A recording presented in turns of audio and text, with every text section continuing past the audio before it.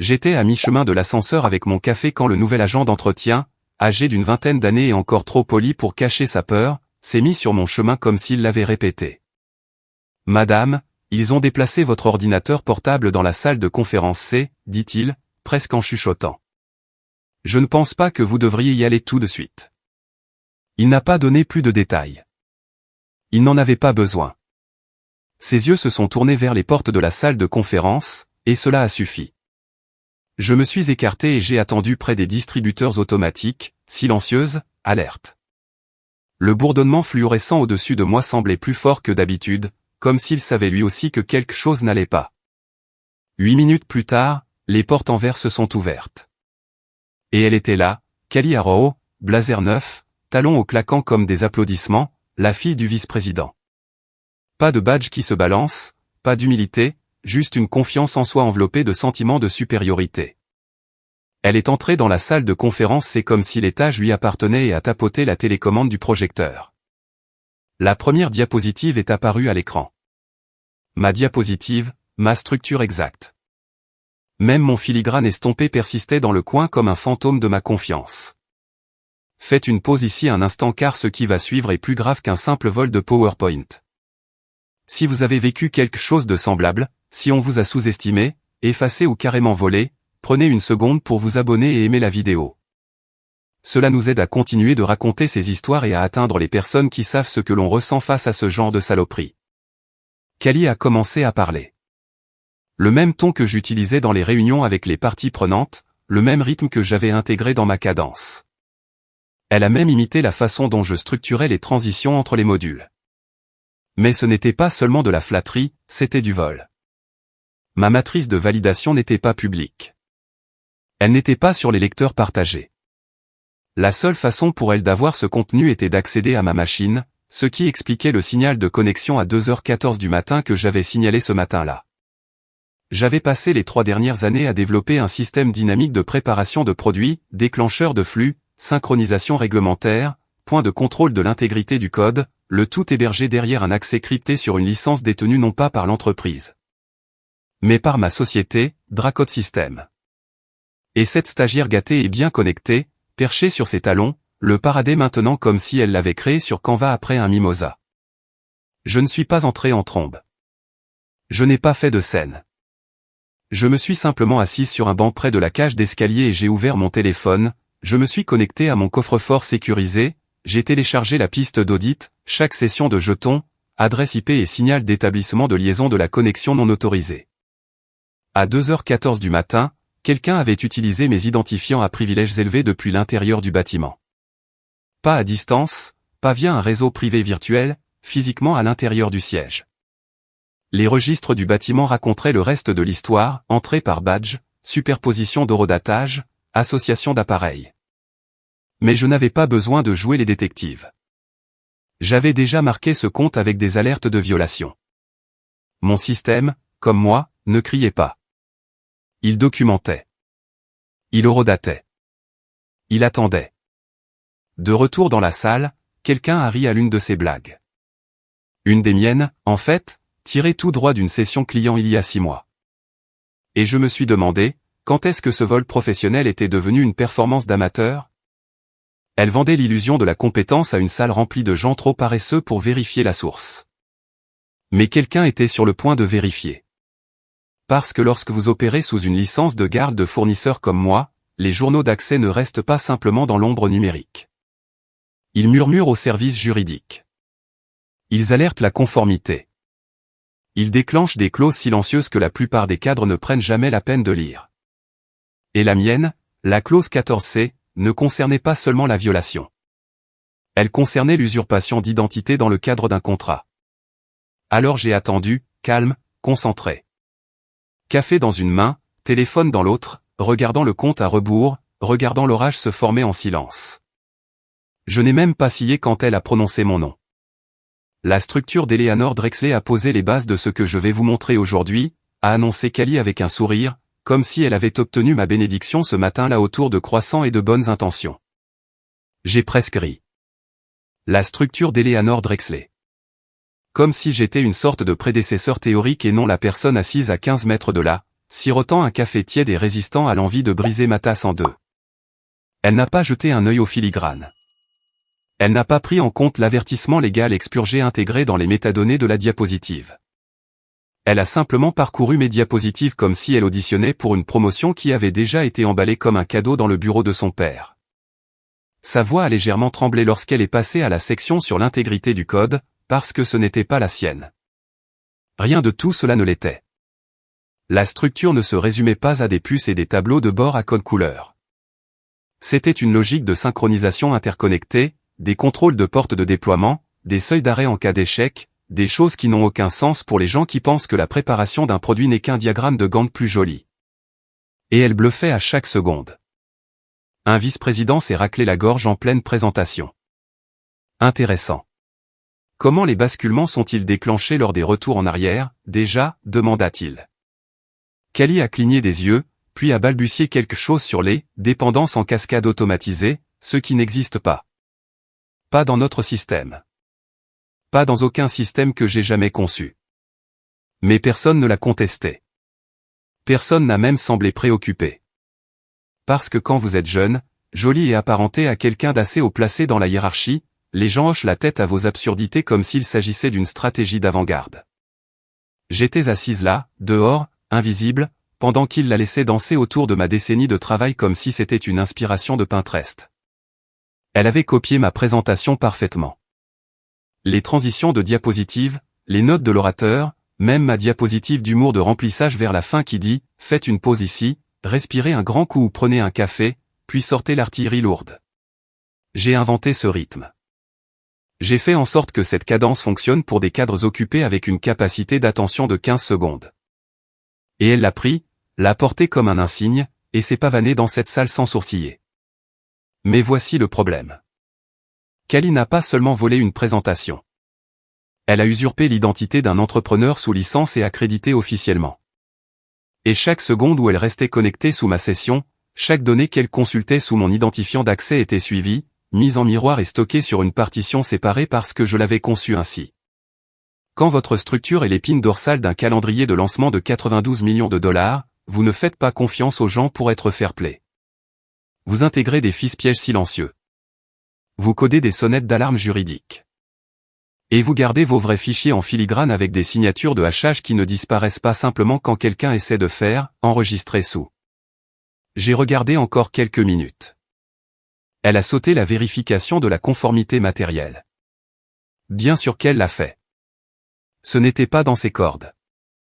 Cette diapositive n'était de toute façon qu'un espace réservé. Le vrai contenu était crypté derrière un hyperlien qui ne s'ouvrait que si vous étiez connecté à ma session de coffre-fort. Cali avait ma structure. Elle n'avait pas mon accès. Et bientôt, cette distinction allait avoir beaucoup d'importance, car ce que Cali ne réalisait pas, alors qu'elle cliquait à travers la performance la plus convaincante de sa courte carrière, c'est que le service juridique avait déjà été mis dans la boucle au moment où elle a activé une session d'identifiant protégée par une clause depuis un appareil non vérifié. Ce qui signifiait que quelqu'un était en route. Pas parce que je leur avais demandé, mais parce que le contrat l'exigeait. Ils sont entrés discrètement. 2 d'entre eux. Le service juridique ne frappe pas. Il se matérialise, tout en costume sur mesure et expression sévère, comme si l'air avait changé sans avertissement. Cali s'est arrêté en pleine phrase, la main figée près de la télécommande. La lumière du projecteur a attrapé la sueur qui commençait à perler sur sa tempe. Elle n'a pas souri cette fois. Pas même un frémissement. Excusez l'interruption, dit le plus grand. Reynolds, je crois. Je l'avais vu à 2 briefings sur la politique, toujours à rôder près de la conformité, scrutant toujours la salle comme si tout le monde lui devait une réponse. Nous avons juste une question avant que cela ne continue. Il ne s'est pas assis. N'a pas offert de politesse. A juste levé une seule page imprimée tenue entre 2 doigts comme une carte dans un tour de magie. Cali a cligné des yeux. On pouvait presque entendre la machine arrière s'enclencher derrière ses yeux. On m'a donné l'accès, dit-elle, pour des raisons de continuité. Je devais informer le conseil d'administration. Et quelqu'un de l'informatique, le pauvre bougre, a pris la parole depuis le fond de la salle. Elle a dit qu'elle avait l'autorisation. Je veux dire, ça ressemblait à une session valide. Reynolds n'a pas scié. Il a répété lentement les mots, elle a dit, comme si les mots avaient le goût de la responsabilité juridique. Il a tourné la page. Selon les journaux internes, cette session a été lancée à 2h14 du matin depuis un appareil non enregistré. Elle a accédé à des actifs de structures protégées étiquetées sous désignation de garde de fournisseur. Êtes-vous au courant de ce que cela signifie? Le silence qui a suivi était du genre à faire paraître même les systèmes de climatisation trop bruyants. J'ai siroté le reste de mon café, non pas parce que j'avais soif, mais parce que je ne voulais pas rire. L'avocate plus petite, Margot, je crois que c'était son nom, a ajouté sans la moindre chaleur, cette session n'est pas seulement protégée. Elle est contractuellement isolée par une clause de non-délégation. Eleanor Drexler n'est pas une employée. C'est un fournisseur sous licence de Dracode Systems. L'accès sous ces identifiants constitue une violation des conditions de garde en vertu de la clause 14C. Quelqu'un a toussé. Une chaise a grincé. L'un des assistants du conseil a tendu la main pour couper le micro de son ordinateur portable, comme si le son pouvait l'incriminer par proximité. Pourtant, je ne suis pas entré. Je n'ai pas jubilé. J'ai juste appuyé sur envoyer. Un fichier PDF. Ligne d'objet, violation des conditions d'accès de garde, clause 14C. Le document était clair. Des signaux d'identifiants horodatés, des journaux d'activité de clés de jetons, une trace IP, un identifiant matériel, et même la signature de somme de contrôle du système dorsal qui prouvait que Kali avait essayé d'accéder à l'environnement de test de conformité intégré et avait échoué 2 fois. Et au bas du PDF, un extrait du contrat cadre de service du fournisseur mettant en évidence la clause 14C, la violation de la non-délégation d'accès constitue un motif de remédiation juridique immédiate, et inclut l'usurpation d'identité.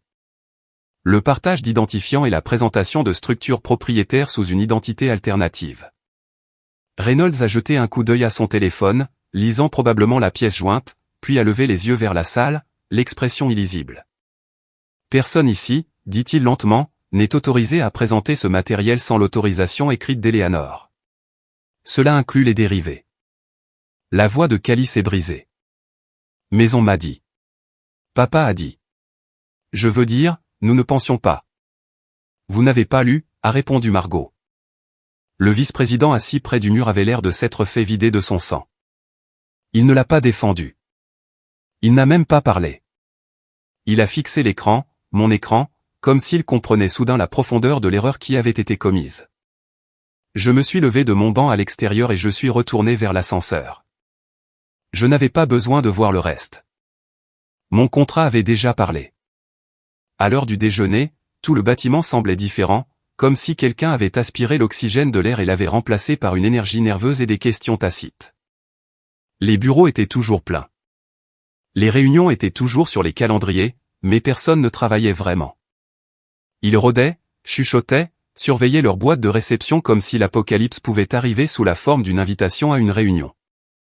À 11h42, l'accès au module de validation s'est figé. Un par un, les tableaux de bord ont commencé à se verrouiller, la pré-production des produits, les points de contrôle de conformité, et même le calendrier de déploiement interne. Les indicateurs de validation sont devenus gris et pulsaient avec le message « En attente de vérification du dépositaire ». Personne ne savait vraiment ce que cela signifiait jusqu'à ce que le service financier essaie de débloquer le budget de prélancement et obtienne une erreur système marquée avec mon identifiant de licence. À 13h15, le canal Slack du lancement du produit est devenu silencieux. Pas de mise à jour, pas de décision, juste une longue série de points d'interrogation et de réactions émojis passives-agressives. Puis, discrètement, un nouveau canal est apparu, redémarrage du projet Pivot, créé par l'un des chefs d'équipe de Kali. Aucune invitation ne m'a été envoyée. Bien sûr que non. C'était une course contre la montre, un effort de dernière minute pour tout réécrire sans toucher à la structure originale. Trop tard. La structure n'était pas seulement des diapositives et des puces. Elle était connectée à chaque calendrier, déblocage de fonds et contrôle de conformité dans le bâtiment. Ils n'avaient pas seulement volé un PowerPoint. Ils avaient essayé de détourner le squelette de toute une feuille de route de produit. Et maintenant, ce squelette s'effondrait. Je n'ai pas répondu. J'ai juste regardé mes propres appareils, ordinateurs portables, tablettes, même mon réseau privé virtuel lié à mon badge, se faire automatiquement révoquer du réseau comme un protocole qui expire. Cette partie n'était pas punitive. Elle était précodée. La révocation de la garde se déclenche lorsque la clause 14C est violée, et elle suspend toutes les synchronisations internes jusqu'à ce que la remédiation juridique soit terminée. Ce n'est pas de la vengeance, c'est de la protection.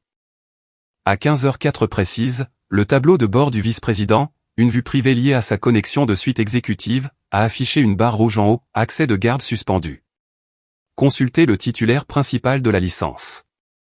J'ai entendu dire par quelqu'un du service des achats qu'il est resté là à cligner des yeux devant l'écran, marmonnant quelque chose à propos de bug system, jusqu'à ce que son assistant fasse discrètement glisser une copie du contrat cadre de service de Dracot sur son bureau. J'imagine que ce moment a dû être comme regarder une tour de Jenga s'effondrer au ralenti et réaliser que la pièce que vous avez retirée soutenait l'ensemble.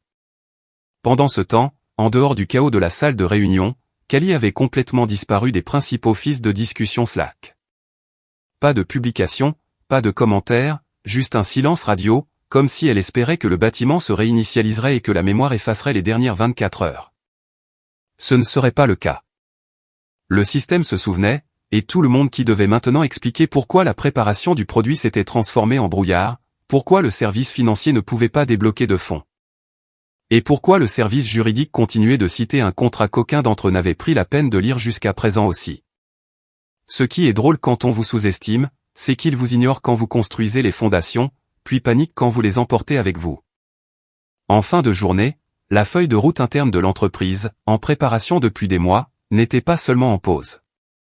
Elle était paralysée. Et je n'avais même pas encore déposé la plainte formelle. Ils ont convoqué la réunion de débriefing d'urgence pour 8h30 précise. Pas de café, pas de politesse, pas de bavardage, juste 12 personnes dans une salle de conférence sans fenêtre essayant d'arrêter une bombe après qu'elle ait déjà explosé. Je n'y ai pas assisté. Évidemment. Mon contrat ne l'exigeait pas, mais j'avais des yeux et des oreilles dans la pièce. Et plus important encore, la structure avait des balises d'écho de conformité intégrées. Toute diapositive présentée sans un signal d'identifiant en direct déclenchait une alerte de journal passive, donc je savais exactement quand les murs ont commencé à se refermer. Le directeur technique a ouvert la réunion avec une question à laquelle personne n'était préparé à répondre. Qu'est-il arrivé à notre structure de lancement? Le service juridique n'a pas hésité. C'est ça, le truc avec les avocats. Ils ne sourcillent jamais quand ils savent que les papiers sont de leur côté. Elle appartient à Dracot System en vertu de conditions de garde, a dit Reynolds calmement, comme s'il lisait un menu de petit déjeuner. Le contournement interne n'est pas autorisé. La violation a déclenché la clause 14C, activant la révocation automatique de tous les systèmes dépendants. Le vice-président, le père de Kali, Charles Arrow, s'est agité sur sa chaise comme si on venait de lui verser de l'eau glacée dans le dos. Attendez, ce n'est qu'une consultante. Vous voulez dire que nous ne contrôlons pas notre propre structure? Reynolds a tourné la page dans son dossier. Elle n'est pas juste n'importe quoi. Elle est la titulaire de la licence. Cette présentation, ce protocole d'accès, le module de validation. Tout est propriétaire en vertu de l'accord de garde. Ces identifiants ne peuvent être dupliqués ou réattribués sans l'autorisation écrite d'Eleanor Drexler ou d'un délégué désigné par Dracot.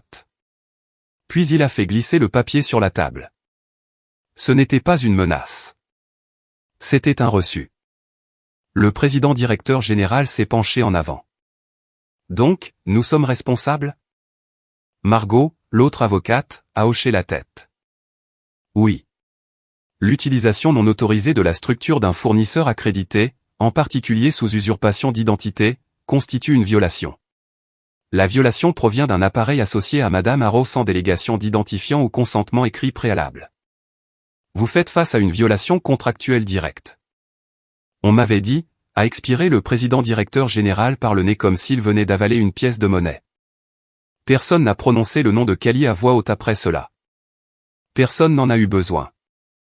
Elle n'était pas dans la pièce. Elle ne s'était pas présentée au travail ce matin-là, ni la veille, ni probablement de sitôt. Puis Reynolds a sorti la preuve de secours, une capture d'écran de mon filigrane, intégrée comme un murmure dans le coin inférieur droit de la première diapositive. Pas décoratif, légal. L'utilisation nécessite un signal d'identifiant en direct. Non transférable. cette seule ligne a transformé la pièce en congélateur. Et si cela ne suffisait pas, il a enchaîné avec un courriel récapitulatif de Dracode System, horodaté et archivé, décrivant l'accord de structure de garde, la clause de non-délégation. Et un résumé de licence montrant que tous les protocoles de préparation devaient être acheminés uniquement via mon accès au coffre-fort. En d'autres termes, il n'avait pas de produit. Il n'avait pas de voie de conformité. Il n'avait pas de feu vert légal pour déplacer un centime de financement. La seule feuille de route à laquelle ils avaient accès était la mienne. Mais ils avaient brûlé ce pont quand ils ont laissé Kali utiliser mon nom comme un passe-partout et ont prétendu que ce n'était pas du vol. Et juste comme ça, la température dans la pièce a chuté de 10 degrés. On pouvait pratiquement entendre les costumes calculer combien cela allait coûter. Pas seulement en dollars, mais en réputation, en confiance des investisseurs et dans le calendrier de lancement qui avait déjà été envoyé à la presse. Le représentant du conseil a finalement parlé, la voix à peine plus haute qu'un murmure. Pouvons-nous sauver la situation? Reynolds n'a pas répondu. Il n'en avait pas besoin, car la réponse ne lui appartenait pas. Mercredi matin, la plateforme était un cimetière. Chaque tentative de synchronisation échouait. Chaque signal de jeton revenait avec « session invalide ». Verrouillage de garde activé. Les équipes étaient assises devant leurs écrans comme des passagers attendant un avion qui s'était déjà écrasé. Les développeurs ne pouvaient pas pousser de code. Les chefs de produit ne pouvaient pas mettre à jour l'état de la feuille de route. Même les ressources humaines ne pouvaient pas générer de documents d'intégration interne liés au module de déploiement. La structure avait été l'épine dorsale de tout, et maintenant c'était un coffre-fort verrouillé sans aucune clé laissée dans le bâtiment. Quelqu'un a essayé de contourner la synchronisation en clonant une présentation archivée. Le système l'a signalé en 12 secondes et a déclenché automatiquement un avertissement de conformité. Un autre développeur a essayé d'extraire une exportation partielle d'il y a 2 semaines. Même résultat. Mon code a vu les empreintes digitales. Il connaissait la différence, et il ne pardonnait pas. À midi, un avis a été publié sur le Slack de toute l'entreprise. Congé administratif, Kali Arrow. Aucun autre commentaire pour le moment. Ils n'ont même pas essayé de tourner ça à leur avantage. Pas de baratin de relations publiques. Pas de déclaration du type « se retire pour se concentrer sur son bien-être ». Juste un acte de disparition numérique. Elle était partie. Et le silence qui a suivi en disait plus que n'importe quel communiqué de presse n'aurait jamais pu le faire.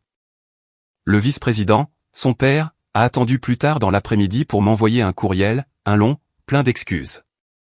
Il a essayé de trouver le juste milieu entre « nous ne nous en sommes pas rendus compte » et « je n'avais aucune idée qu'elle irait aussi loin ». Il a dit qu'il respectait mon travail, qu'il l'avait toujours respecté, et qu'il espérait que nous pourrions rétablir la relation. Il n'a pas eu de réponse, car ce n'était pas à moi de répondre. Ce privilège, comme tout le reste maintenant, appartenait au service juridique. Et ils ont répondu sur du papier à en-tête de Dracode, une seule phrase, clinique et finale, tous les droits de garde demeurent sous le contrat existant. La réintégration nécessite une renégociation et une réacquisition de licence. Ils ont mis en copie le service financier et ont joint une facture, $118 000, payable à réception. Poste, violation des conditions de garde, utilisation non autorisée d'identifiants, exposition de dérivés et frais de perturbation interne. Il n'y avait ni appel, ni réduction. La ligne entre consultant et infrastructure avait finalement été comprise. On n'usurpe pas l'identité de la personne qui détient la clé du coffre-fort en s'attendant à garder les lumières allumées. J'ai entendu plus tard que Charles, le vice-président, a passé le reste de la semaine à rencontrer des conseillers externes. Il n'est pas retourné à l'étage du produit, ne pouvait pas regarder la moitié de l'équipe dans les yeux. Quelques membres du personnel ont même plaisanté en disant que le café de la salle de pause avait meilleur goût sans le nuage de parfum Arrow qui flottait dans l'air. Je n'ai pas célébré, pas posté, pas eu besoin de le faire. Le système avait parlé, et tout ce qu'ils essayaient de reconstruire maintenant partait de zéro avec mon filigrane toujours gravé dans les fondations qu'ils avaient essayé de voler. L'article est tombé le vendredi matin comme un verdict silencieux. Pas de fanfare, pas de gros titres, juste une ondulation constante à travers les canaux qui comptaient vraiment. Une start-up suspend son lancement sur fond de conflit de garde.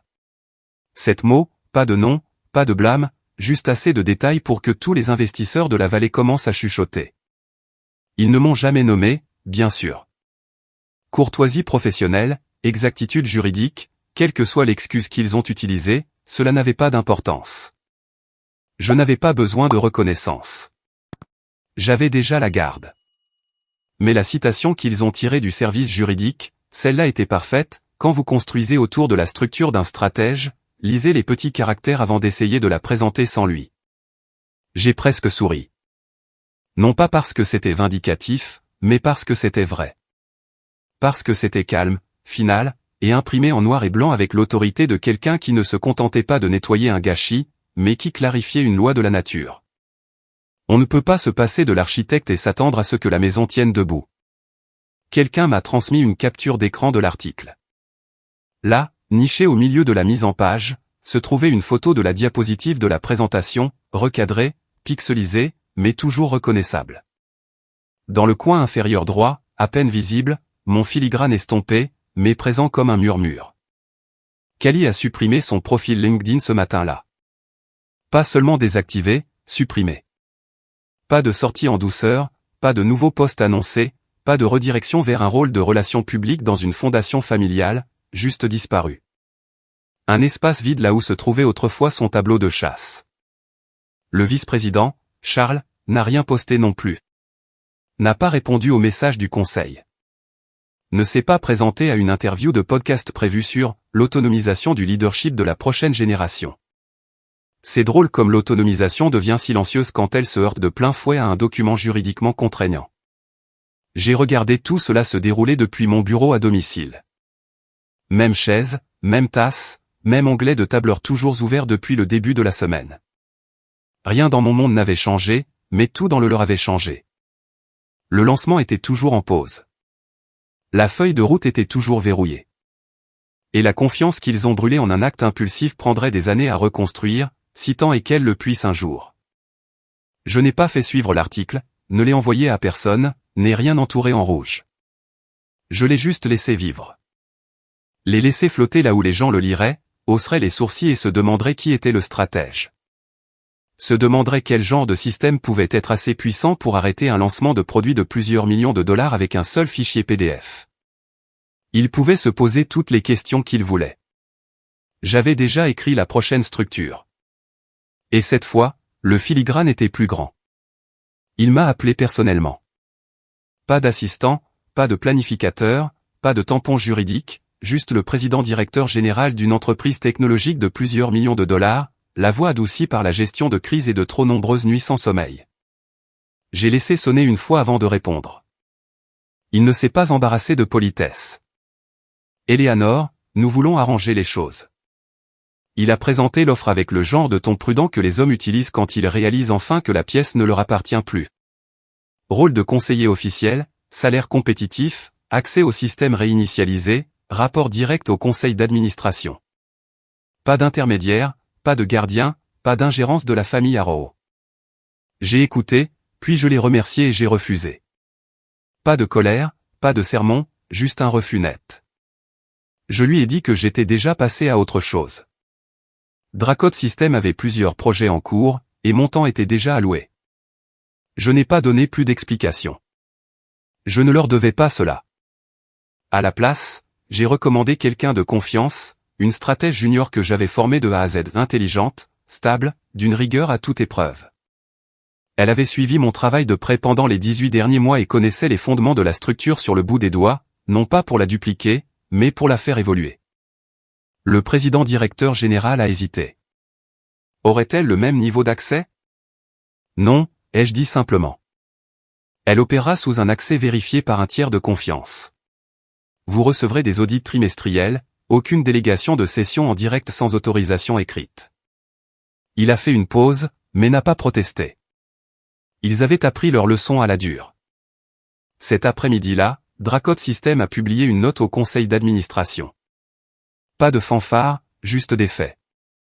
À compter d'aujourd'hui, toutes les futures structures stratégiques devront passer par un protocole de validation de garde. Aucune duplication interne autorisée. Les systèmes contrôlés par un tiers de confiance enregistreront toute activité d'accès. Toute violation du processus annule l'indemnisation.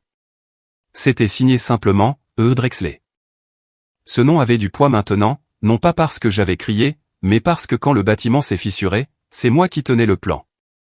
J'ai entendu plus tard que le service juridique avait commencé à réécrire plusieurs de leurs accords avec les fournisseurs, non seulement pour l'image, mais pour la survie. Ils reconstruisaient leurs politiques internes autour de la clarté, des pistes d'audit et de quelque chose de nouveau pour eux, la responsabilité. Bien. Qu'ils le construisent correctement cette fois. Je n'avais pas besoin d'en faire partie. Ils avaient déjà prouvé ce qui se passait quand ils pensaient pouvoir prendre des raccourcis avec des gens comme moi, et j'en avais fini de les sauver d'eux-mêmes.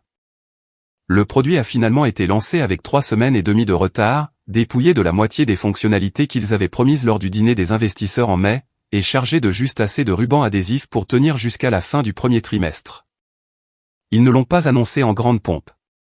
Pas de diffusion en direct, pas de tintement de coupe de champagne, pas de grande citation du vice-président, juste un discret article de blog à minuit, enfoui entre une note de mise à jour de développement et un avertissement légal. Chaque page de l'interface portait le même nouveau pied de page, construit sous licence de garde, Dracode System LLC. Aucune duplication interne autorisée. Ce n'était pas un avertissement. C'était une cicatrice. La preuve que même la plateforme la plus élégante a besoin d'une colonne vertébrale, et qu'ils avaient essayé d'arracher la leur sans vérifier où les nerfs étaient attachés. J'ai regardé le lancement en direct depuis mon bureau à domicile.